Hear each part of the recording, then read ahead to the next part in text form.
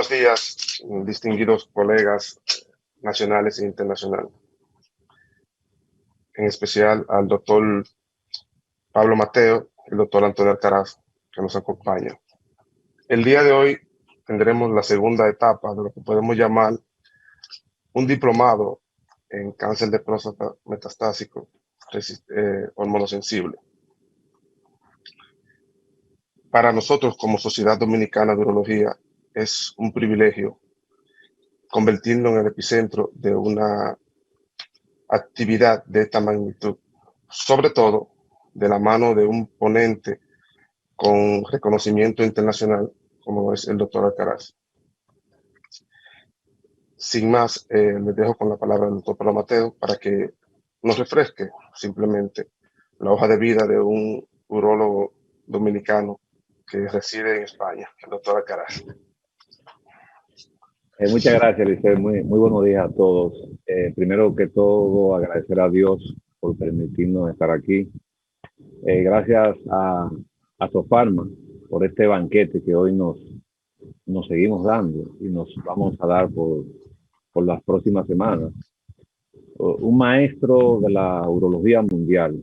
De verdad que es un privilegio poder estar aquí moderando con uno de mis profesores.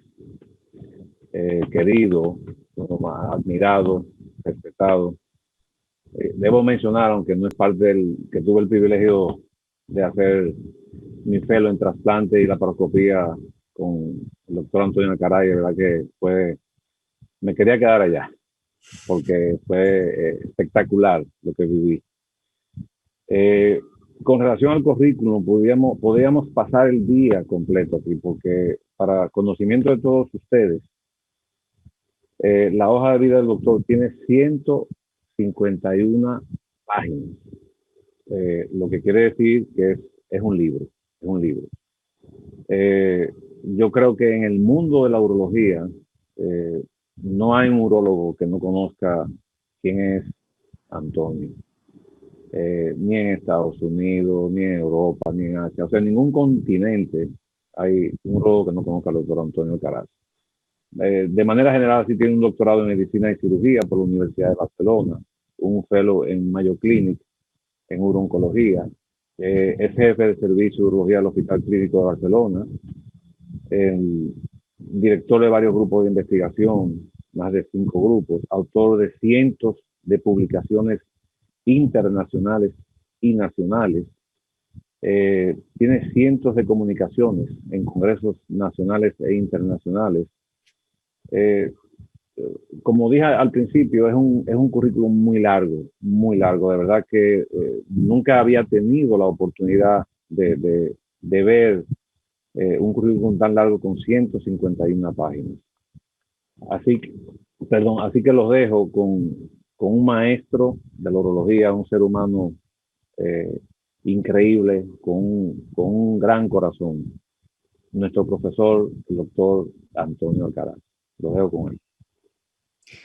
Bueno, queridos Elier, Pablo, realmente con introducciones como esas, pues se hace imposible, pues como decía Elier, no ser un dominicano afincado en Barcelona, ¿no? La verdad es que ya sabéis que yo adoro el país, que me pasaría la vida en el país, y si no estoy viviendo ya en el país es por estos 2 niños chicos los que Dios me ha bendecido, porque si no seguramente ya estaría por ahí viviendo mucho mejor de lo que vivo en Barcelona, disfrutando de esa tierra hermosa que tenéis, que es la República Dominicana. Esa isla con ese nombre que tanto me gusta, la isla La Española, que es una maravilla de isla, pero que vosotros afortunadamente disfrutáis de un mucho mejor nivel de vida que no el que tienen vuestros vecinos haitianos, por suerte. Así es para vosotros. Bueno, dicho así, porque realmente me ha sido muy emotiva esa entrada, hoy vamos a... todo el epígrafe cáncer metastásico de estas 4 veces que vamos a estar en reunión, los hemos ido un poco dividiendo en 4 partes porque queremos repasar el cáncer avanzado, ¿no? Hoy el propósito, y voy a compartir ya la pantalla con vosotros, es este. Quiero hablaros de el papel de la deprivación androgénica, pero justamente en las etapas premetastásicas, en las etapas premetastásicas. La semana pasada estuvimos hablando del cáncer metastásico y si recordáis, el pilar sigue siendo la deprivación androgénica, es decir, la castración química con un análogo o quirúrgica, en el caso de que no queramos disponer de un análogo. Yo os diría que yo ya hace años que no castro quirúrgicamente a ningún paciente. No le veo ningún beneficio a la castración química realmente, a la quirúrgica, se la veo a la castración química. Pero ya sabéis que metastásico, os dije, prácticamente no hay ningún paciente que sea suficiente el hacer castración química, sino que habría que añadir algo más, ¿no? Yo os hablaba, para recordar un poco, el bloqueo androgénico máximo. ¿Y eso qué era? Pues era la deprivación, la castración con un agonista más un inhibidor del receptor androgénico, que actualmente tenemos 3 opciones: enzalutamida, apalutamida o darolutamida, pero yo creo que en el mercado en Dominicana probablemente lo que tienen es la enzalutamida. Entonces, en esta segunda entrega, como si dijéramos, de estas charlas que tengo el privilegio de poder dar para Dominicana, yo me quería fijar en la deprivación androgénica en el paciente no metastásico, ¿no? Cuando castramos a un paciente no metastásico. Y eso dice, bueno, pues no es tan importante. Pues yo les diría que sí, que es muy importante. Es muy importante, es más, probablemente tiene más que ver con el día a día del urólogo medio, que no los estados más metastásicos, que tienen que ver más con urooncólogos o incluso con oncólogos médicos, probablemente, sin duda urooncólogos. Ya sabéis que yo defiendo el papel del urólogo desde el inicio hasta el final de la enfermedad. Por tanto, hoy vamos a ponernos en la piel de cuándo hacemos tratamiento hormonal en el enfermo antes de que tenga metástasis. Entonces, voy a hablar de una serie de contenidos, como un poquito de historia natural, cómo actúan los tratamientos hormonales a modo de recordatorio, ¿no? Para que hacerlo fácil, el refrescar la memoria de todos los urólogos dominicanos.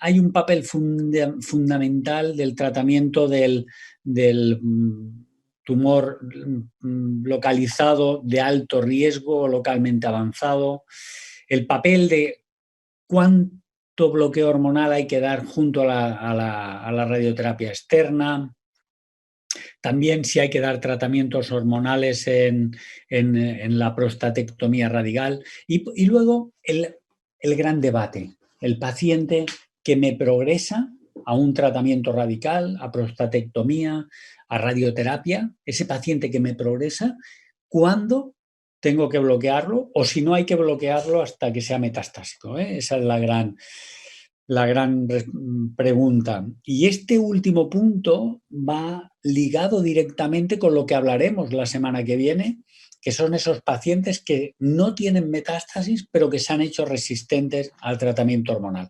Pues bueno, hoy veremos al final de mi charla cuándo tengo que bloquear a este paciente con un bloqueo hormonal, ¿eh? Bueno.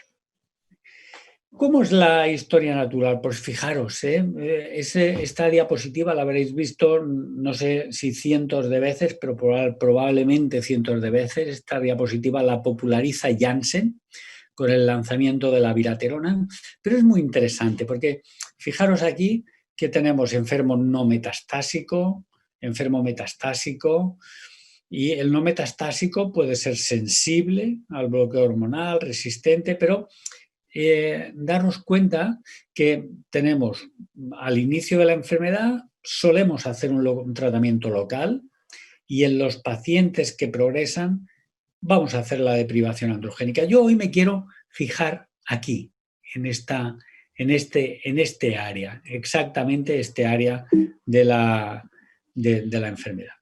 Mirad, esta diapositiva está seguro que me la habéis visto, porque aparte, esta la hice yo de nuevo, o sea que si hay alguien que la usa, sabed que es mía, que estoy encantado que la use, la puede usar todo el mundo que quiera y cuantos más mejor, eso es bueno.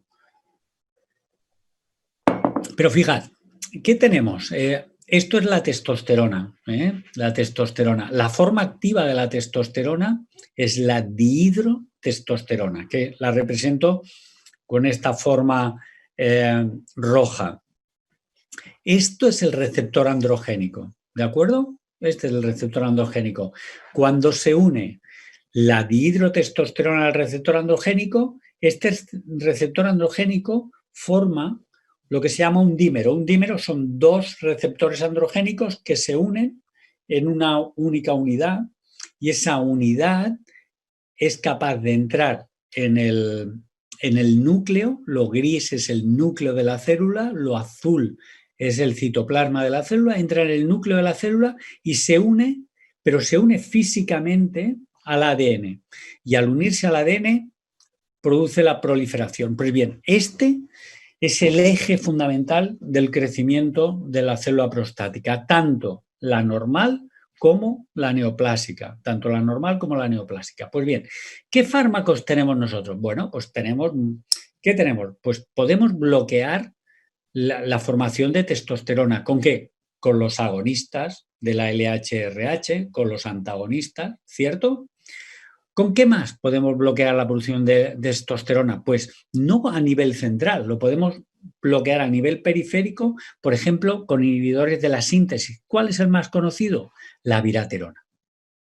Pero también podemos actuar sobre el receptor androgénico y bloquearlo, y tenemos los antiandrógenos clásicos, bicalutamida, flutamida, o podemos ir a los inhibidores del receptor androgénico modernos, ¿como cuál? Como la enzalutamida, ¿cierto? Pues eso es lo que podemos hacer.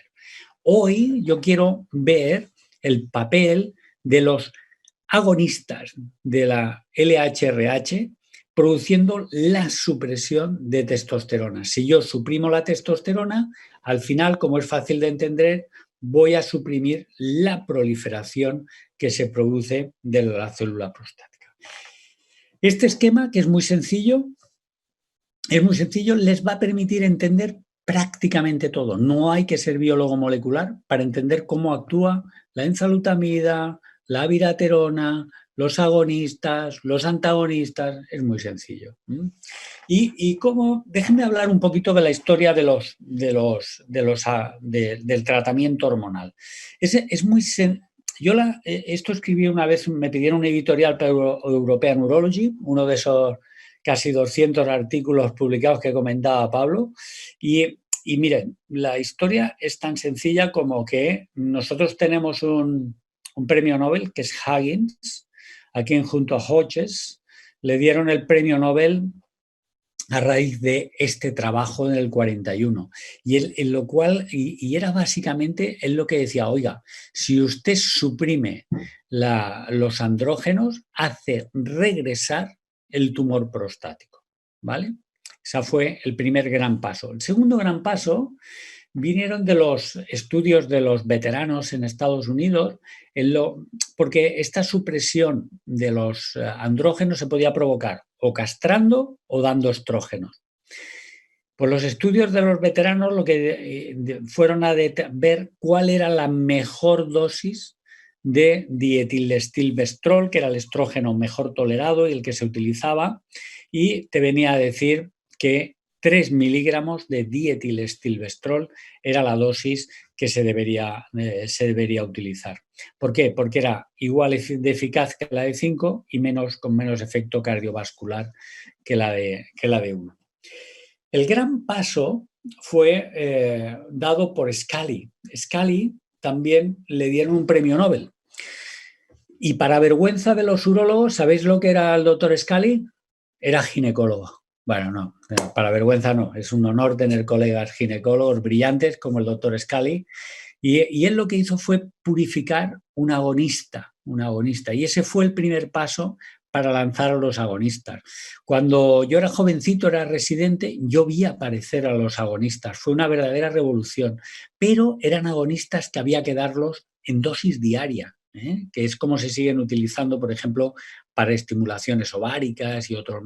Pues entonces lo teníamos que utilizar en dosis diaria. El primer estudio realmente potente fue este que les muestro aquí, el de Leuprolide Study Group, que fue publicado en el 84 y en el cual ¿qué hacía? Comparaba los 3 miligramos, que era la dosis de estrógeno que consideramos estándar, con un agonista de la LHRH, que en este caso era un leuprolide. Y lo que nos dijo ese estudio es que era igual de eficaz dar los estrógenos que dar el agonista. ¿De acuerdo?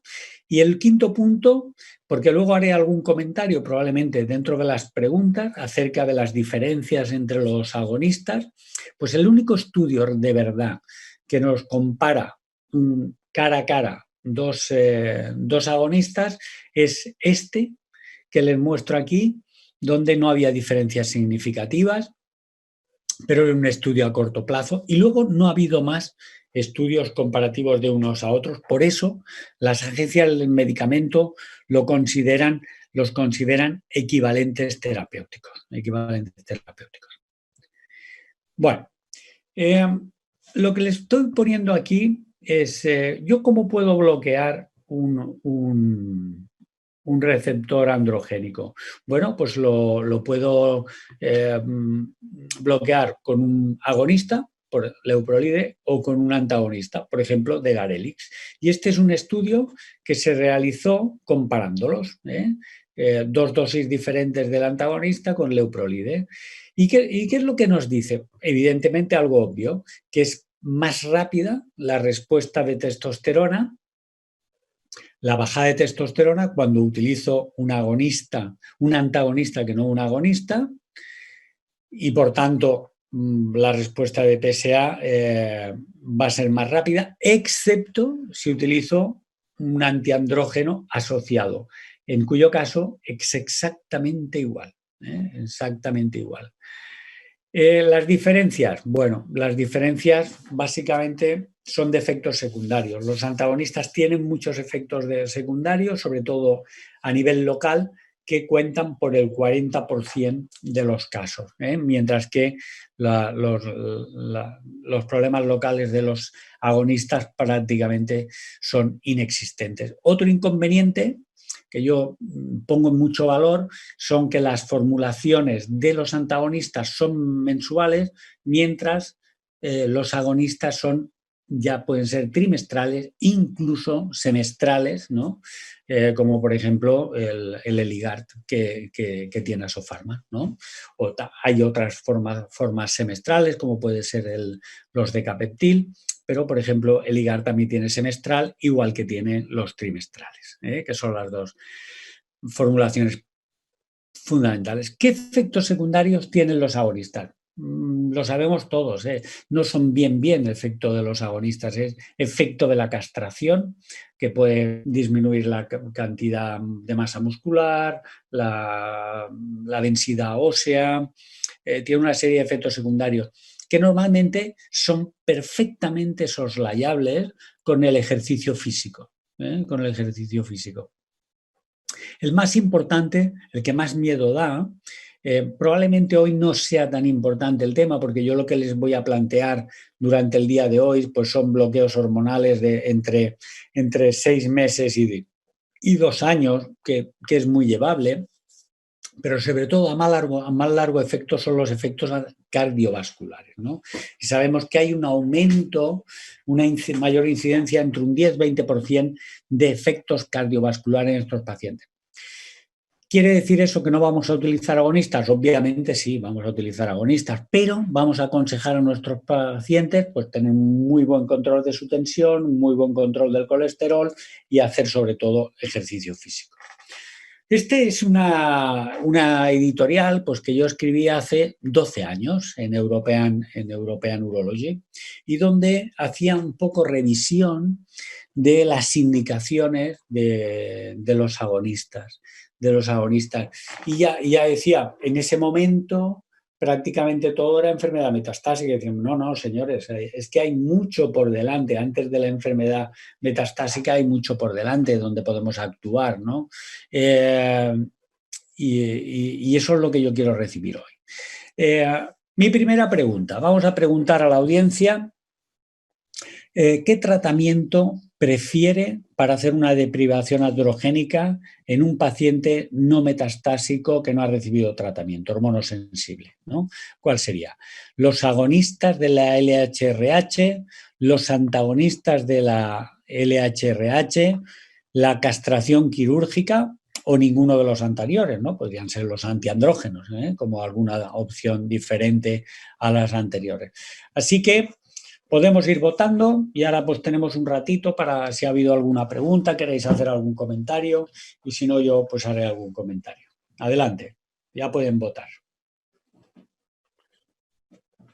Es importante la votación para que la charla se pueda realizar de manera interactiva.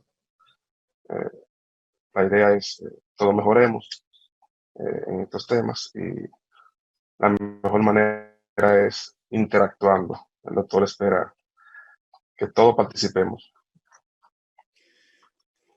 Así es. Bueno, aquí tienen una buena oportunidad para bueno, ver un poco lo que hacen en su práctica clínica o si se pueden estar influidos por la primera parte de mi charla. Pues encantado de discutir con todos ustedes dependiendo un poco el resultado de su votación. Antonio, ¿tú conoces el Xofigo? Sí. Ah, ok. Xofigo el radio. Sí. Sí. ¿Ha tenido experiencia con eso? Sí, nosotros hemos tenido experiencia. Xofigo es el radio 223, es un fármaco, es un radiofármaco que lo que hace básicamente es tener apetencia por el hueso. De hecho, el radio es muy similar al calcio y se viene a unir al hueso en su sustitución y hace una emisión de partículas alfa. Una partículas alfa. Entonces está ensayado muy al final del espectro del cáncer de próstata metastásico, una vez que es resistente. Y en el estudio Alsinca, que es un fase 3, demostró que podía aumentar en 4 meses la supervivencia de los pacientes metastásicos resistentes a la castración. Aumentaba de una forma muy significativa. 4 meses, pues es mucho en un paciente que iba a vivir 1 año. Pero además tiene la ventaja de que es un magnífico antiálgico. Y en esas fases muy avanzadas de la enfermedad, pues el dolor óseo puede ser un problema grave. Es ahí básicamente donde Xofigo tiene interés. Hay una pregunta, pero la vamos a dejar para el final de la conferencia. Como tú quieras. Vamos, sí. A ver si ya han contestado. Aquí algo importante puede ser la duración de las formulaciones, ¿no? Yo personalmente prefiero las formulaciones o trimestrales o semestrales. Y a lo largo de mi charla van a ver, porque prácticamente todas las indicaciones de los agonistas son múltiplos de 3 o múltiplos de 6. Y eso coincide mucho con la visita al urólogo. Hay muchos sitios del mundo, no en España, pero hay muchos sitios en el mundo donde es el propio urólogo el que da el inyectable. Entonces es muy interesante hacerlo coincidir con una visita trimestral o semestral del paciente, donde ves la analítica, ves si le has pedido algún tipo de prueba de imagen y le inyectas el inyectable. Okay, Muy interesante. Si queréis alguna peculiaridad del IGART, yo os diría que el IGART es una de las 2 formulaciones modernas junto con Decapeptil, que son los que consiguen realmente bajar mucho los niveles de testosterona. Por tanto, estamos ante una de las más recientes formulaciones del leuprolide, que no tiene nada que ver con los antiguos leuprolides, son realmente pues muy eficaces, muy eficaces. Bueno, veo aquí las respuestas, no acabo de leer bien, 47% versus 38%, ¿sí? Bueno, estamos más por una castración, o con agonista o con antagonista. Básicamente gana la opción del agonista. Yo soy muy pro agonista. ¿Y por qué? Porque tengo formulaciones trimestrales o semestrales y no mensuales, y sobre todo porque no tengo las grandes reacciones locales a la inyección. Básicamente por eso. Básicamente por eso. Pero obviamente es una opción de cada uno. Sigue habiendo un 16% de castraciones quirúrgicas. Simplemente decirles que obviamente es una opción, pero que no tiene ningún beneficio sobre lo que es una castración química, excepto el económico, que puede ser en algunos motivos una buena razón. ¿Os parece bien que continúe? Sí, creo que podemos continuar. Ok, vale, pues vamos a entrar en materia. El segundo punto que yo quería tocar hoy era el manejo del cáncer de próstata localizado o localmente avanzado, ¿no? Este es el tumor de riesgo. Este es el tumor de riesgo. Los Gleason 6 pueden dar guerra, pero no te vas a morir. No te vas a morir. Puede que necesite más tratamiento, menos tratamiento, puede que nos dé más dolor de cabeza, pero no te vas a morir. En cambio, un localizado de alto riesgo, ese sí que te pone en riesgo vital. Y es ahí donde vamos a...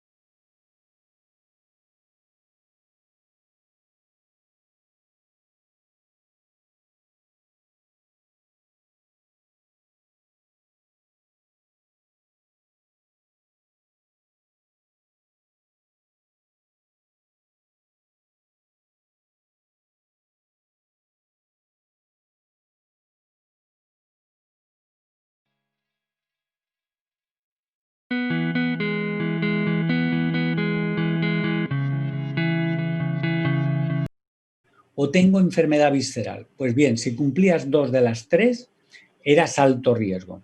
Entonces, parece que son dos definiciones diferentes, pero básicamente, aunque hay un enfermo que puede cualificar como alto carga y no ser alto riesgo, y al revés, en conjunto las poblaciones son muy similares. Porque en el estudio Charter, los pacientes que se trataban con deprivación androgénica vivían 32 meses, y en el estudio Latitude los pacientes que se trataban con deprivación androgénica vivían 34 meses. Por tanto, son dos pacientes en principio de mal pronóstico, lo de alta carga o de alto riesgo. Sí, ya tenemos la respuesta, Antonio, de la pregunta, el porcentaje de respuesta. ¿No lo veo? Vale, muy bien. Hay gente que te dice que sí, hay gente que te dice que no, y unos poquitos que a veces. Bueno, probablemente el equilibrio estaría en el a veces, ¿no? Vamos a ver en qué veces lo vamos a utilizar para contentar a los que siempre lo utilizan y los que nunca lo utilizan. Ya veréis que yo sí que veo alguna indicación que son muy puntuales, pero vamos a revisarlas. Primero, ¿Cómo la vamos a ir resolviendo a lo largo de mi presentación? Primero, ¿por qué? ¿Cuánto viven? ¿Cuánto viven estos pacientes? Hombre, pues no está mal. Estos pacientes, fijaros que viven, que la mortalidad es del 19% a los 15 años. O sea que no van realmente mal estos pacientes. Si yo soy capaz de garantizarle 15 años de vida y veis que el 80% de los pacientes van a vivir y no difiere en exceso de los pacientes PT2. Evidentemente, esa mortalidad va cambiando conforme pues vamos teniendo diferentes factores que van pesando de una forma diferente. Pero en general es un paciente que va a vivir bastantes años. Las evidencias a 15 años, pues vemos, por ejemplo, esta serie retrospectiva de la Clínica Mayo, y donde vemos en rojo lo que serían los localmente avanzados y en verde los localizados. Y vemos que las diferencias son pocas. Hay diferencias, pero son pocas, tanto en progresión clínica como en cáncer específica, como en supervivencia global. Y veis que a 15 años la mortalidad es del 20%, es lo que os decía antes. Es una mortalidad realmente baja en los enfermos que operamos. Pensad que estamos hablando de Gleason 8 localmente avanzados, PSAs elevados. ¿Dónde está el truco? Pues mirad, el truco está en lo que os he dicho al principio. Es que no solo reciben cirugía, sino que después de la cirugía, a la recurrencia, han recibido otros tratamientos, como puede ser radioterapia, como puede ser hormonoterapia. 3/4 partes de estos pacientes habían recibido algún tipo de tratamiento. Esta es una serie más moderna, es una serie de la Universidad de Lovaina en Bélgica, y nos da, fijaros qué datos también bastante impresionantes. Lo que es la supervivencia cáncer específica a 10 años, a 10 años la tenemos en el 91%. La cáncer específica, la supervivencia global a 10 años es del 77%. Realmente es muy alta. En este caso, con menos tratamiento complementario. ¿Por qué menos tratamiento complementario? Porque esta es una serie posterior y es de una época ya donde se hacían PSAs y por tanto la enfermedad era menos avanzada que esos casos que operaban en la Clínica Mayo. Pero nos damos cuenta como operados tienen un excelente pronóstico a largo plazo siempre y cuando los rescatemos en algún momento con radioterapia o con hormonoterapia. Bueno, vamos a ir directamente a lo que yo preguntaba. Oiga, ¿usted le daría tratamiento hormonal antes de operarse a este paciente o después? Vamos a empezar con antes. Y antes la respuesta es no. Hay 5 ensayos clínicos prospectivos aleatorizados que dicen no le des tratamiento hormonal antes de operarlo al paciente porque sí que es cierto que vas a reducir el estadio patológico, vas a reducir los márgenes, vas a reducir el estadio, pero no vas a aumentar la supervivencia de los pacientes. Por tanto, no le des tratamiento hormonal, ¿vale? Zanjado. Y después del tratamiento hormonal, de la operación, ¿hay estudios que avalen el utilizar el tratamiento hormonal? Pues mirad, para mí hay un estudio que todavía yo lo sigo utilizando en mi práctica clínica. Es un estudio publicado en el 2011 y que yo lo vi el año anterior presentar como no me acuerdo cómo lo llaman, breaking news o algo así en el AUA americano, hace 10 años de esto, y me impresionó. Este es un estudio que enfermos de características feas, pues por ejemplo, afectación de vesículas seminales, T4, PSA realmente elevados, ganglios positivos, Gleason 8, márgenes positivos, realmente una población mala, se aleatorizaba a recibir 2 años de tratamiento hormonal adyuvante o los 2 años de tratamiento adyuvante más la quimio que había entonces, que era la mitoxantrona. Y el resultado es que, bueno, de entrada hubo 3 leucemias en el brazo de mitosandrona, con lo cual se suspendió ese brazo, pero se mantuvo el de los 2 años de forma prospectiva. Y los resultados son estos, oiga, los resultados son impresionantes. Una supervivencia global, no cáncer específica. La cáncer específica estaría por encima del 95%.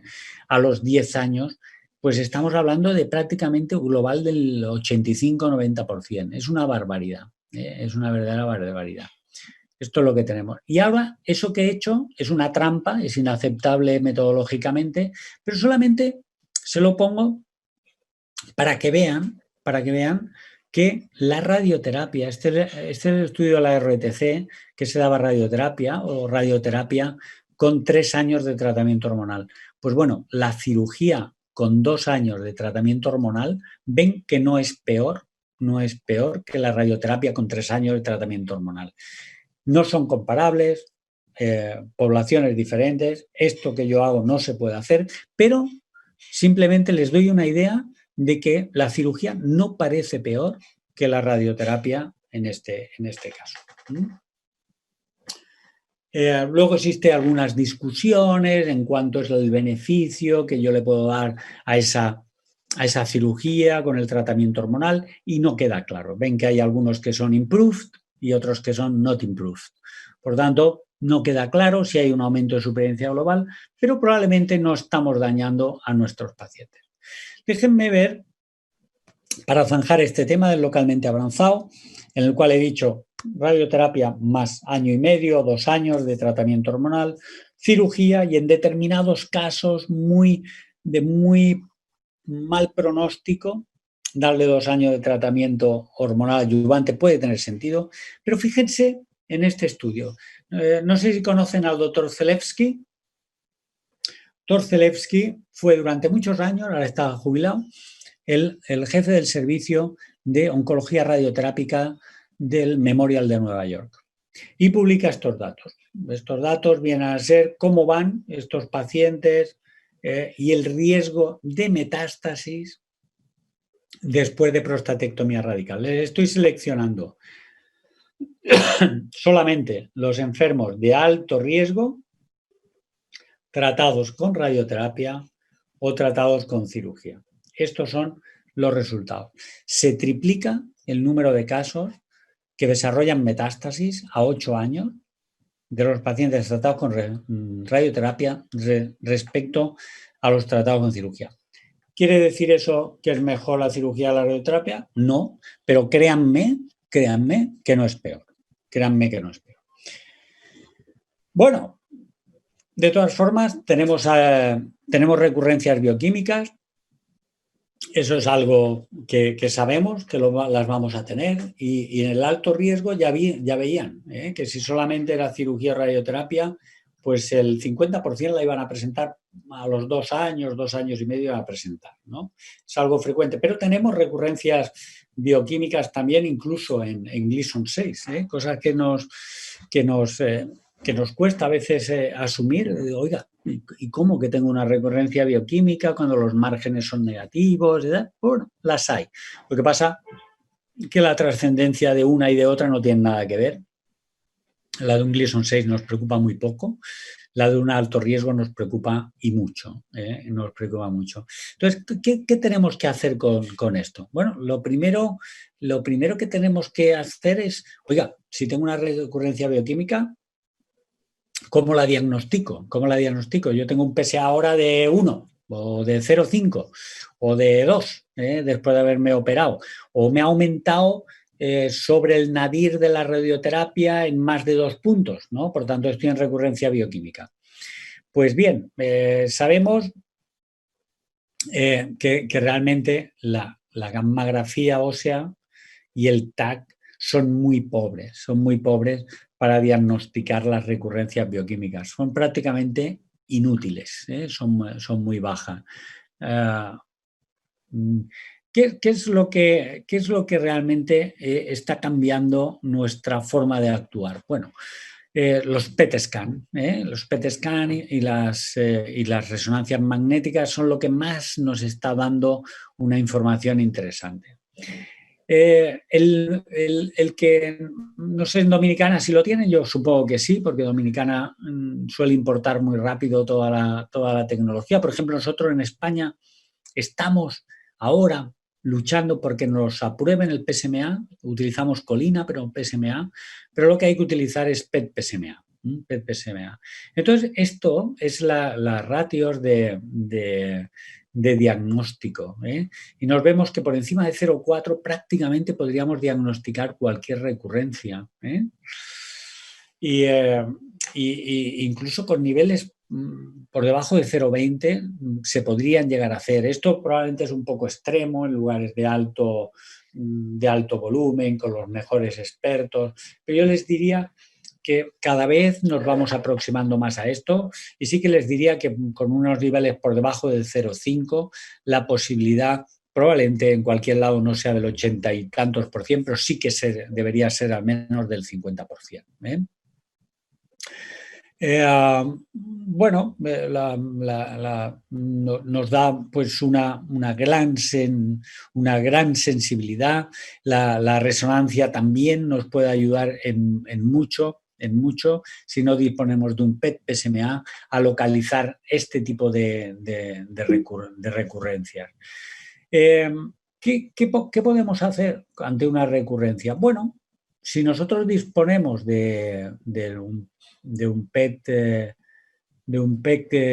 TAC, un PET PSMA, pues lo primero que te vas a plantear, si es negativo, pues probablemente nada, e ir a los estándares, que ahora lo veremos, los que son. Pero si hay una lesión visible, pues podríamos hacer una terapia muy dirigida hacia esa zona responsable de la recurrencia.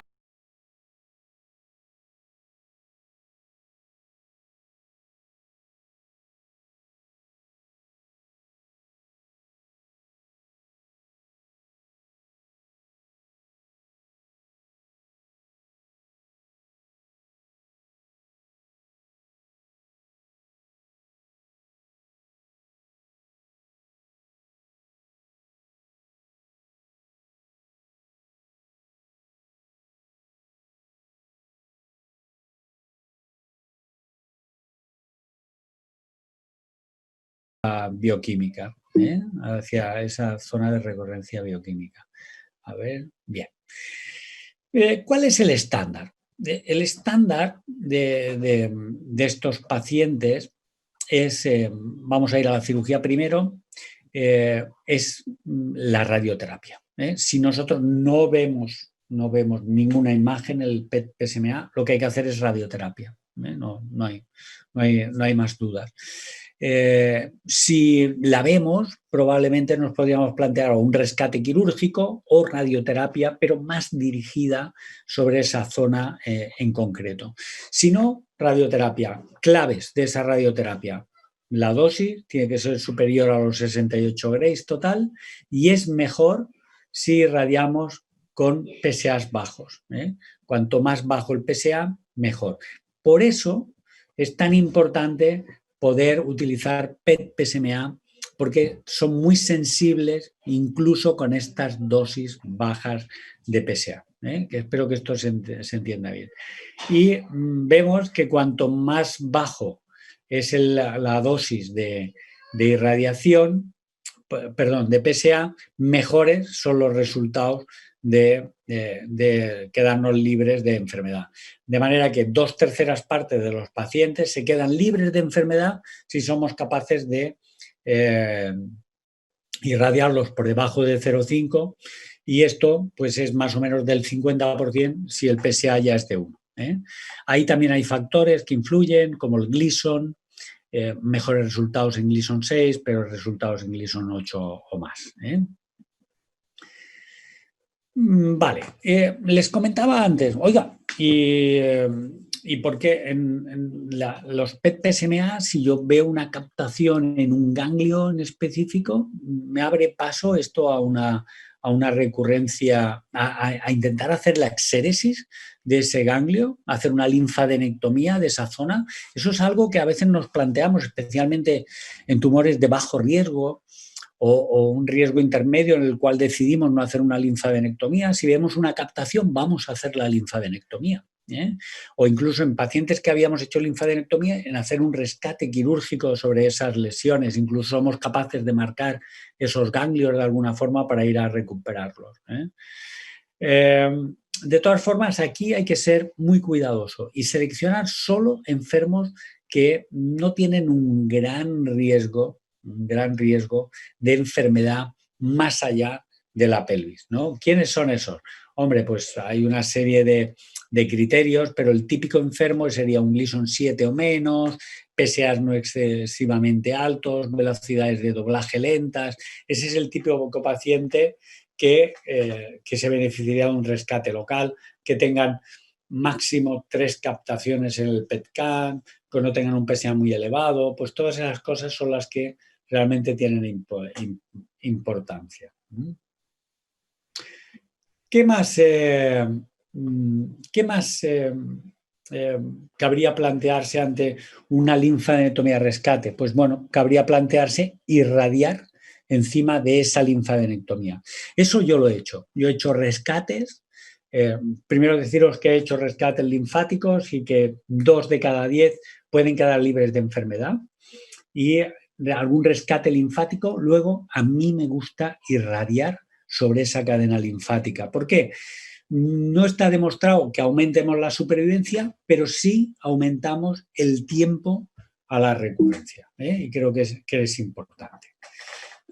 Bueno, y luego quedaría pacientes que decimos, bueno, yo ya lo he irradiado, si es cirugía, o yo ya he hecho un rescate quirúrgico de una captación de una adenopatía, vale. Pero bueno, y el paciente sigue progresando, o considero que o lo he diagnosticado ya con PSAs muy elevados, donde ya no tiene mucho sentido hacer esa radioterapia. Entonces lo que tengo que hacer es bloquear al paciente, ¿vale? Pues voy a hacer un bloqueo hormonal. Ese bloqueo hormonal hay decenas de trabajos, decenas de trabajos, ya los tenéis ahí. Bueno, todos los que tú quieras. Y aquí hicieron la revisión. Algo importante que tenemos que tener en cuenta.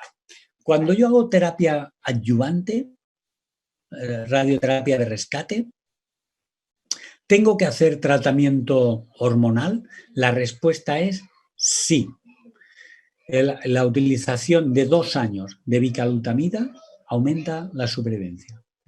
Y también, no lo he puesto, pero hay otro artículo que tendría que haber puesto aquí detrás, pero no quería poner 1000 cosas. 6 meses de agonista junto con la radioterapia rescate también aleja el tiempo a la recurrencia. No demostró un aumento en supervivencia, pero sí que yo la veo adecuada. Es decir, lo opero, recurrencia, lo voy a irradiar, lo bloqueo durante 6 meses. Y si os dais cuenta, todos los periodos de meses que voy diciendo son todos múltiplos de 3 o de 6. Lo digo para qué utilizar. Bueno, y luego estos pacientes van a caer en resistencia a la castración, ¿de acuerdo? Y esta diapositiva, que es de otro artículo que publiqué, en el cual dice, sí, probablemente cuando progresen, aquí vendrán los momentos de las enzalutamidas, las abirateronas, las apalutamidas, el 12-taxel, todo lo que quieras, sí, pero siempre manteniendo el agonista. El agonista es la espina, la columna vertebral, el pilar del tratamiento hormonal a posteriori. Muy bien. ¿Qué hay que hacer si tengo ganglios positivos en una prostatectomía radical o un paciente que voy a hacer radioterapia y tiene ganglios aumentados de tamaño? Pues sabemos que el tratamiento hormonal aumenta la supervivencia. Es el estudio clásico de Messing, un estudio ya viejísimo, debe tener prácticamente 20 años también, y estos pacientes se castraban de por vida y aumentaba la supervivencia. Pero son muy pocos pacientes, era pre-PSA y esto se ha sofisticado de alguna manera. Y actualmente sabemos que estos pacientes se benefician de hormonoterapia, pero una hormonoterapia recortada en el tiempo. Y probablemente estos pacientes con ganglios es mejor bloquearlos, pero si le añado radioterapia incluso van mayor. mejor, ¿de acuerdo? Por tanto, estos pacientes habría que bloquearlos durante un periodo de tiempo de aproximadamente 2 años y hacer terapia hormonal en estos pacientes. Por último, y ya acabo, es en el paciente que me va progresando, que yo ya he hecho o he desestimado medidas locales de rescate, es cuándo tengo que hacer el bloqueo hormonal. ¿En qué momento de PSA tengo que hacerlo?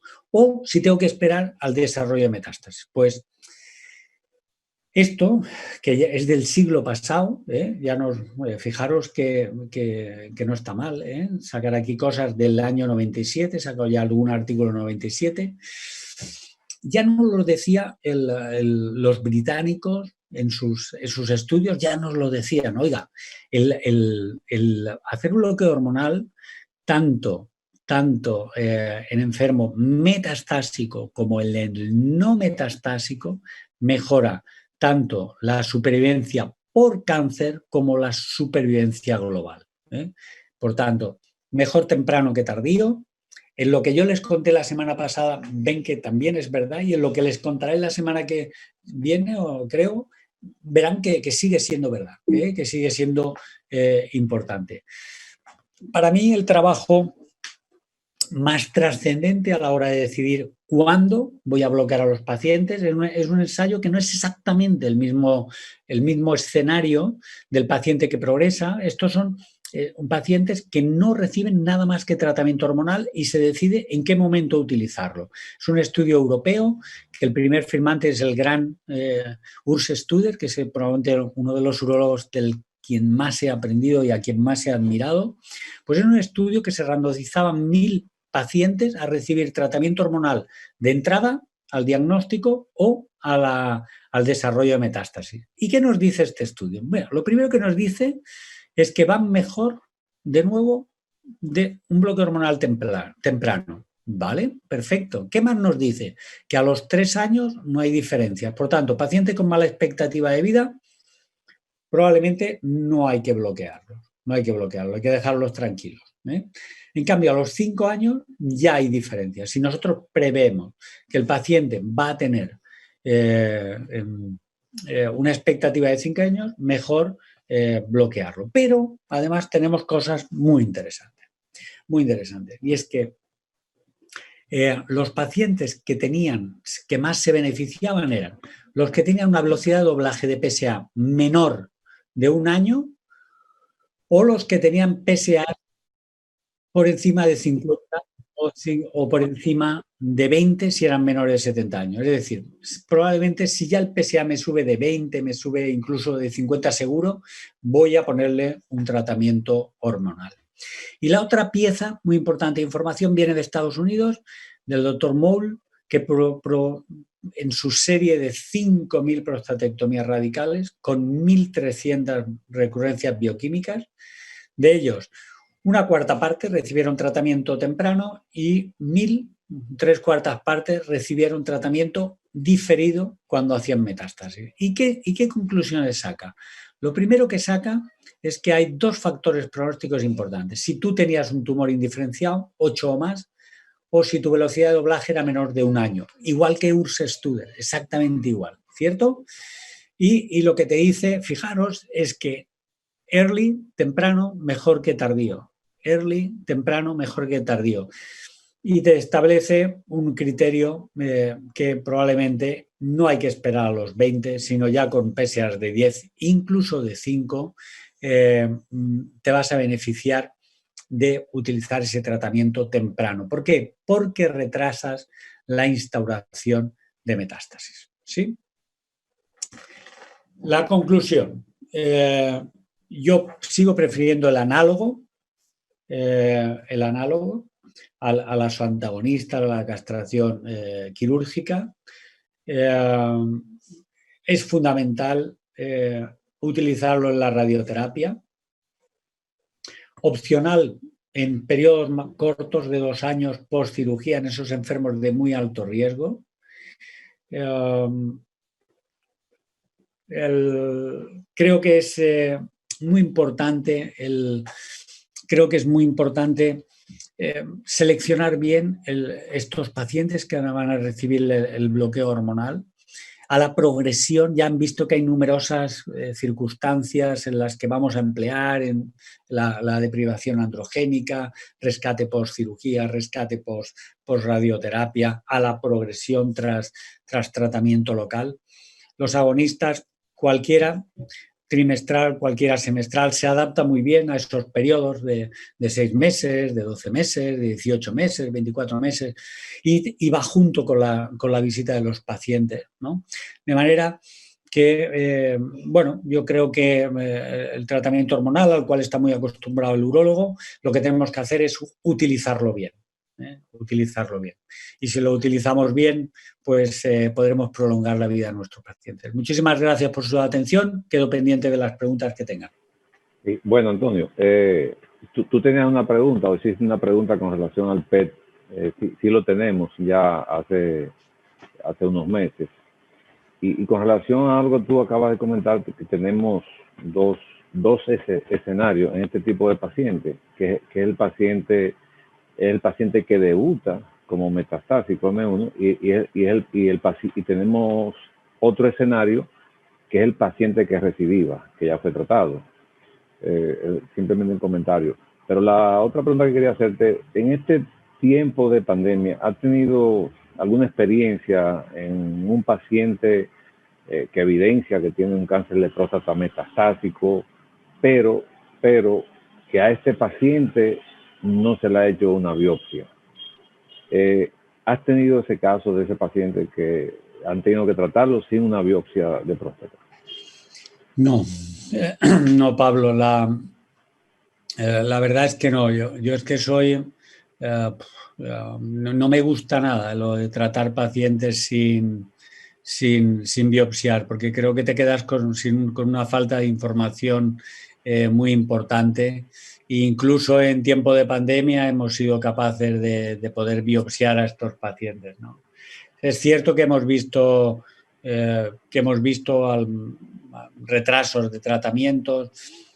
De todas maneras, en el tiempo de pandemia los tratamientos hormonales han sido precisamente los más sencillos de cumplir por parte de los pacientes, ¿no? Pero es que no me gusta nada la idea de tratar sin biopsiar, porque creo que nos perdemos muchos detalles, el tipo tumoral, expectativas de vida. Yo creo que nos cambia mucho la actitud que vamos a tomar. Y lo del PSMA, acá se aprobará. Yo creo que el PSMA tiene mucho interés en el enfermo localizado a la recurrencia, porque nos puede cambiar nuestra actitud terapéutica. En el enfermo metastásico, para hacer diagnóstico de metástasis, actualmente creo que no tiene interés. Y eso no quiere decir que yo estoy seguro que en 3 años todos los pacientes se hará el diagnóstico de metástasis con PET-PSMA. Pero entonces todo lo que conocemos de historia natural de la enfermedad vamos a tener casi que olvidarnos de ello. Porque nosotros sabemos cómo evoluciona la enfermedad diagnosticada por TAC y gammagrafía. Si hay 2 captaciones o no con PET-PSMA, eso nosotros lo considerábamos no metastásico. De acuerdo que ahí estaban escondidas muchas de las recurrencias bioquímicas que teníamos después de tratamiento local, pero no le veo un interés práctico clínico actual. Y una vez dicho eso, repito, estoy seguro que en 2 o 3 años todos los pacientes serán diagnosticados de enfermedad sistémica con PET-PSMA, pero tendremos que reaprender la urología. Sí. Mira, con relación a la pregunta que te hice, nosotros en el Instituto del Cáncer manejamos un alto volumen de pacientes de alto riesgo, pacientes, y tenemos, bueno, una situación con un paciente precisamente que, bueno, asumimos que ese paciente tiene un cáncer de próstata metastásico, pero un paciente con mucha movilidad que probablemente haciéndole una biopsia a ese paciente vamos a agregar, es un paciente de alto riesgo en ese sentido, diabético, hipertenso, con problemas cardíacos. Y se ha estado discutiendo si debemos iniciar un tratamiento. Yo estoy de acuerdo contigo en lo que tú acabas de decir de un paciente. Yo no tengo un diagnóstico de un cáncer de próstata para tratar a este paciente con un protocolo por cáncer de próstata. Entonces, es una situación difícil porque es un paciente que cada día se deteriora más. Y por eso te hice la pregunta, porque tenemos ese caso que lo discutimos la semana pasada precisamente, y no hemos llegado a una conclusión. El martes tenemos, si Dios quiere, una reunión de nuevo, el comité de tumores, y por eso quise hacerte la pregunta para llevar una... Pablo, Pablo, agárralo el lunes, antes del comité de tumores, le haces la biopsia y lo bloqueas. Pero antes de hacer la biopsia, no pasa nada. La biopsia es un procedimiento, la poder hacer si el paciente es muy frágil, hasta con anestesia local, con infiltración periprostática. Acuérdate de Agustín Franco, ¿no? Le haces unas biopsias prostáticas, lo cubres bien con antibiótico y es que al día siguiente lo vas a tener bloqueado. Y luego ya veremos si el paciente pues tiene acceso a enzalutamida, pues probablemente metastásico y podemos empezar con un tratamiento con agonista más enzalutamida, ¿no? Que sería el ideal, pero mi opinión es que hay que biopsiarlo. Es que a veces te llevas sorpresas. Con eso te llevas sorpresas. Y aunque no te lleves sorpresas, vale la pena saber si eso es un Gleason 9 o es un Gleason 7. Un Gleason 6 no lo va a ser. No sé si el líder tiene alguna pregunta, algún comentario. Tenemos una pregunta del público. El doctor de Soriano pregunta, Morillo, perdón. Un paciente con CAP hace resistencia y usamos un fármaco y hace resistencia. ¿Podemos utilizar un fármaco de la misma familia? Pues no tiene mucho sentido. Esto iría un poco más a renglón de cuando entremos a hablar en resistencia a la castración, ¿no? Cuando nosotros utilizamos pues, el agonista y en metastásicos o no metastásicos que han progresado al agonista y utilizamos un fármaco, pues la siguiente línea habitualmente debería ser cambiar el mecanismo de acción, ¿no? No tiene mucho sentido después de abiraterona utilizar enzalutamida, después de enzalutamida utilizar abiraterona, excepto en casos de larguísimas respuestas, pero no es lo habitual. Lo habitual es cambiar el mecanismo de acción, ¿no? Si has recibido un tratamiento hormonal de nueva generación, quimioterapia, si es quimioterapia, tratamiento hormonal de nueva generación. De todas formas, eso está en revisión. Todo eso está en revisión porque lo que está llegando es la medicina personalizada. No sé si tendremos ocasión para Dominicana en esta serie tener dedicada una de las charlas a medicina personalizada. A mí me encantaría poderla hacer después de que hablemos del resistente a la castración metastásico y donde vamos a evaluar las diferentes líneas. Pues ahí vendría toda la medicina personalizada. Ahora, cuando acabe con ustedes, dentro de unos minutos, me voy a conectar con Perú, que precisamente ellos me han pedido desde APECU, el doctor Luis Mesa, me ha pedido precisamente que haga una charla de medicina personalizada, donde vamos a revisar, pues si progresas a tal fármaco, te voy a dar este o el otro, pero eso va a depender de tu perfil genético, ¿no? Entonces vamos a revisar esos diferentes perfiles genéticos y cómo pueden influir en el tipo de fármaco que te voy a dar. Antonio, discúlpame, Eliel. Quiero comprometerte aquí a que demos esa conferencia de medicina personalizada.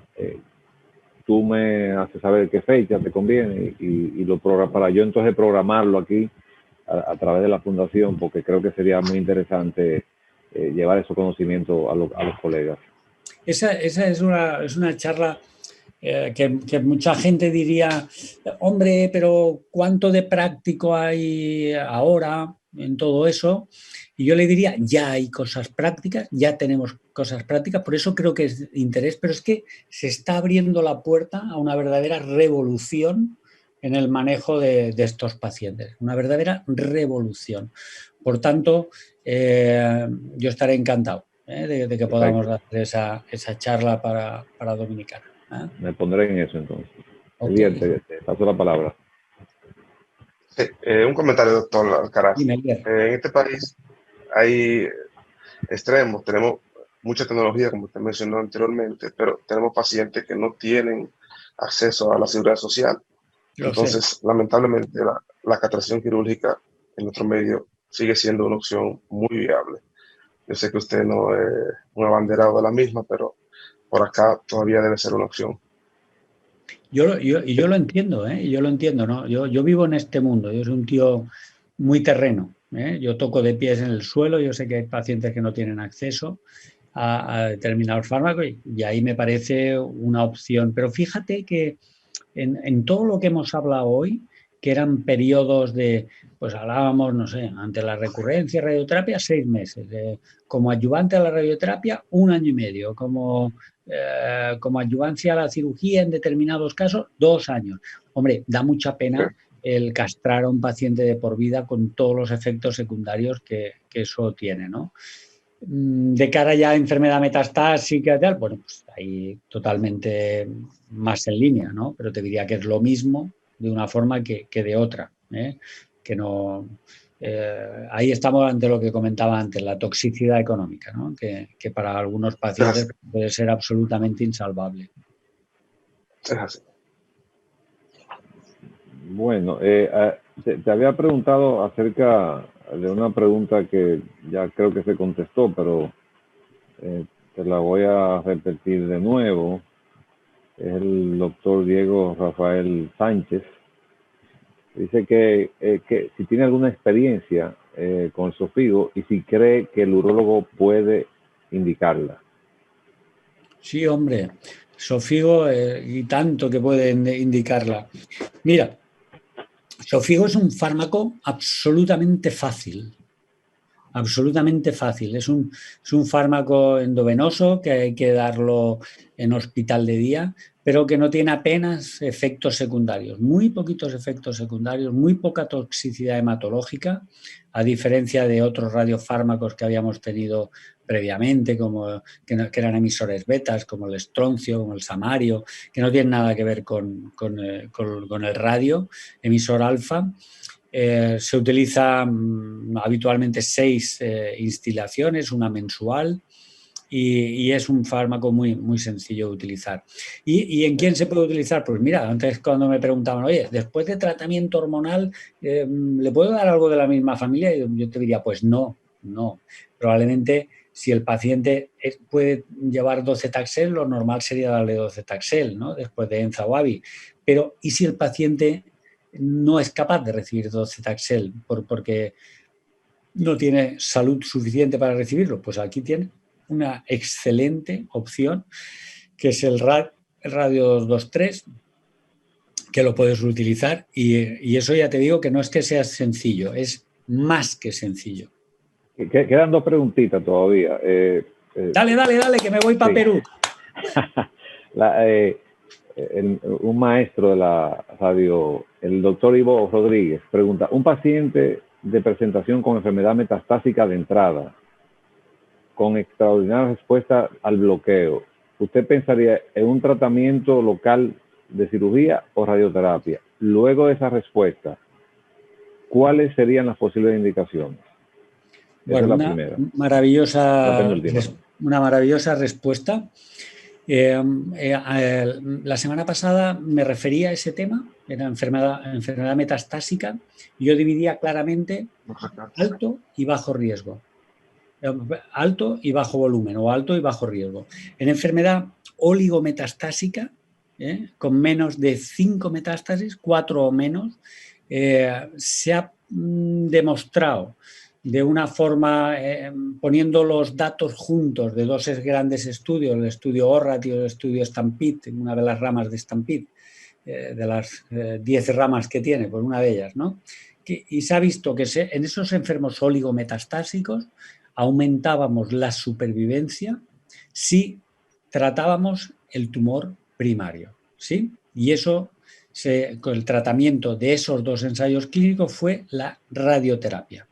Pero aumentan supervivencia solo si son menos de 5 metástasis. Y estoy totalmente de acuerdo con el doctor que uno de los criterios más importantes es que hagan una extraordinaria respuesta hormonal. Porque última pregunta, Antonio, que yo sé que tú tienes... Pablo, no, tranquilo. Perdón. Okay. Gracias. Pero sí, tiene que ser una muy buena respuesta. Tiene que bajar el PSA por debajo de 1, incluso preferentemente por debajo de 0,2, porque esos son los pacientes que van a vivir mucho. Y en esos pacientes que van a vivir mucho, si le irradiamos la próstata, vamos a aumentarle la supervivencia. ¿Qué hay con la cirugía? Con la cirugía probablemente ocurra lo mismo, pero no está demostrado en ensayos en fase 3. Por tanto, el nivel de evidencia no existe y tenemos que dejarlo en probablemente ocurra lo mismo. Hay datos, por ejemplo, del estudio Arches, que yo soy firmante, donde nos dice que los pacientes que estaban operados, que desarrollan metástasis, viven mucho más que los no operados. Viven mucho más que los no operados. Y las respuestas a la enzalutamida son extraordinarias. Adelante, Pablo. Entonces, la última pregunta que porque el doctor Bernabé Polanco, San Francisco de Macorís. Los rescates quirúrgicos en ganglios localizados con PET scan. ¿Cómo han estado las estadísticas? ¿Si laparoscópica pura o con robótica? Los datos que hay básicamente son de... hay de todo mezclado, hay de todo. Pero los primeros datos eran de abierta y laparoscópica y los más recientes son ya de robótica, son robóticos. Yo te diría que no tendría por qué influir, pero ahí no andaría yo con muchas historias. Yo personalmente los últimos los estoy haciendo con robótica, pero los previos no los hacía con laparoscopia, los hacía con abierta, para intentar ser absolutamente minucioso. Con el robot puedo ser exactamente igual de minucioso que soy con la abierta, no tengo ninguna manía. Y en cuanto a los resultados, pues es lo que te digo, probablemente podríamos dejar curado, si hacemos una buena selección, a 2 de cada 10. Y en el resto lo que hacemos es retrasar el tratamiento hormonal. Perfecto. Lier, bueno, en nombre de la Sociedad Dominicana de Urología y de todos los urólogos en general, le damos las gracias al doctor Alcaraz y a Sofarma por permitirnos tener esta mañana de ciencia, de conocimiento, de actualización en estos temas tan importantes para nosotros. Muchas gracias y nos veremos en la próxima. Pues nada, darles las gracias a ustedes, a Sofarma, por darme la oportunidad de estar con mis hermanos dominicanos en estas mañanas para vosotros, para mí ya después de comer. ¿Sabéis la putada? Es que no puedo tomar vino en la comida, porque como tengo que hablar, tengo que estar despierto. Entonces ese es el único inconveniente, no puedo ni tomar ni la cervecita, ni el vinito, pero bueno, lo tomaré esta noche. Un fuerte abrazo a toda Dominicana, os quiero mucho, nos vemos pronto. Gracias, buenos días. Antes de irse, doctor, una cosita más. El doctor Alcaraz y el doctor Pablo, aquí hablamos de todo en el país, pero jamás hablamos de trasplante renal. Hace 2 años hicimos una conferencia con el doctor Alcaraz, pero yo quiero que sea vía su fundación, como sea. Comprometamos al doctor Alcaraz a una jornada de trasplante, conferencia, lo tenemos muy olvidado. No, yo estaré encantado de hablar de trasplante, pero incluso, a ver, lo que estará muy bien, a ver si Dios quiere y podemos estar ahí en un año y podemos estar en vivo haciendo cosas de trasplante. Yo la verdad es que siempre vosotros que sois extraordinarios cirujanos, y yo creo que se podrían hacer cosas muy, muy interesantes en Dominicana en el mundo del trasplante. Ha habido avances tremendos. Yo hice el primer donante laparoscópico de Dominicana. ¿Lo sabías, Lerier? No lo sabías. Sí, estuve allá en la capital. Y hicimos yo hice el donante y se hizo por parte del urólogo dominicano el implante fue durante uno de los congresos dominicanos, y yo lo que creo es que tendríamos que volver un poco un poco a estrechar nuestros lazos, no solamente en cáncer de próstata, sino también en trasplante. Pero la única condición que pongo es que yo ya exijo la nacionalidad dominicana, no me vale con... No, yo ya tengo que llegar por el lado de... Hay que guardar el pasaporte, hay que guardar el pasaporte aquí. Yo no puedo ir por ahí con todos los gringos ahí al lado. No puede ser. Pero déjame decirte algo, Elier. El Hospital Clínico de Barcelona es aliado a nosotros en términos general porque estuvo vigente aquí hace unos años y donde iniciamos la extracción para trasplante por la paroscopía, donde se hicieron varios casos muy interesantes. Sí, de parte Ricardo va mucho por allá. Ricardo, sí, exacto, sí. Sí, Ricardo. Así que nada, te esperamos, Antonio, y quedamos comprometidos para la conferencia de medicina personalizada, luego coordinamos aparte. Yo sé que tienen compromiso con Perú, de verdad que gracias a Dios, gracias a Sofarma, gracias a todos ustedes por su tiempo, excelente conferencia, mejor de ahí, más de ahí no podemos pedir. Muchas gracias, Antonio, un fuerte abrazo. Chao.